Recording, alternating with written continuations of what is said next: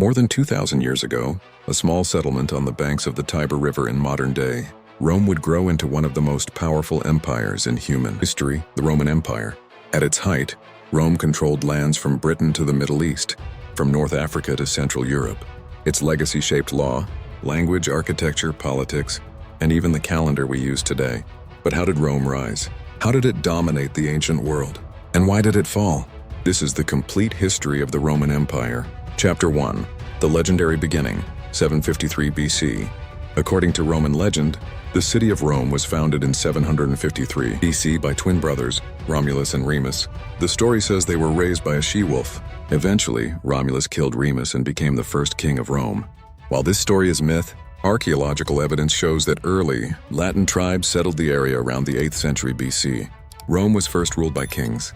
Some of these early rulers were influenced by the powerful neighboring civilization of the Etruscans.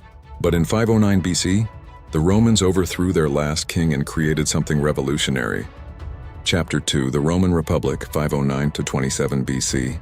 After removing the monarchy, Rome established the Roman Republic, a system where elected officials governed the state.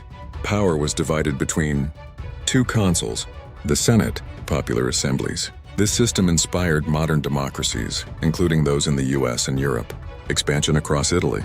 During the early Republic, Rome fought wars against neighboring tribes and slowly conquered the entire Italian peninsula. But Rome's real challenge came from across the Mediterranean. Chapter 3. The Punic Wars and Mediterranean Domination. Rome's greatest rival was Carthage, located in North Africa. This led to three major wars known as the Punic Wars. The most famous enemy Rome faced was the brilliant general Hannibal. In 218 BC, Hannibal shocked the world by crossing the Alps with elephants to attack Italy.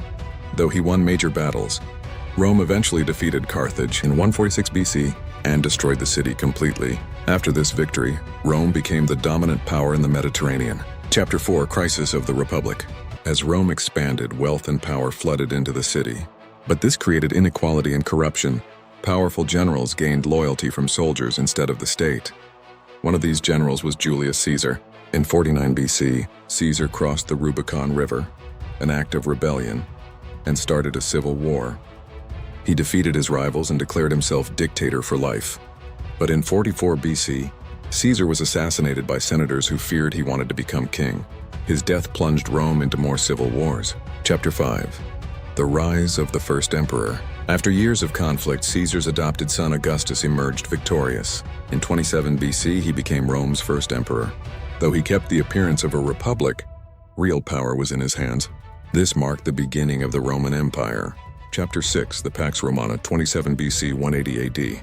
Under Augustus and his successors, Rome entered a golden age known as the Pax Romana. 200 years of relative peace and prosperity. The empire expanded to its greatest size under emperors like Trajan, Hadrian, Marcus Aurelius. Rome built massive road networks, aqueducts, amphitheaters like the Colosseum, defensive structures like Hadrian's Wall. Latin spread across Europe. Roman law influenced future legal systems. Christianity began spreading during this period. Chapter 7. Crisis of the 3rd century. After Marcus Aurelius died in 180 AD, instability followed. Between 235 and 284 AD, over 20 emperors ruled. Many were assassinated. Civil wars broke out. Economic collapse and inflation spread. Germanic tribes invaded borders. The empire was on the brink of collapse. Chapter 8. Division of the Empire. In 284 AD, Emperor Diocletian divided the empire into east and west to make it easier to govern. Later, Emperor Constantine the Great made Christianity legal and founded a new capital in 330 AD, Constantinople. This shifted power toward the Eastern Roman Empire. Chapter 9. The Fall of the Western Roman Empire, 476 AD. By the 5th century, barbarian invasions increased. The economy weakened. Political corruption spread. In 410 AD, Rome was sacked by the Visigoths. Finally, in 476 AD, a Germanic leader named Odoacer removed the last Western emperor. This event traditionally marks the fall of the Western Roman Empire. Chapter 10. The Byzantine Empire.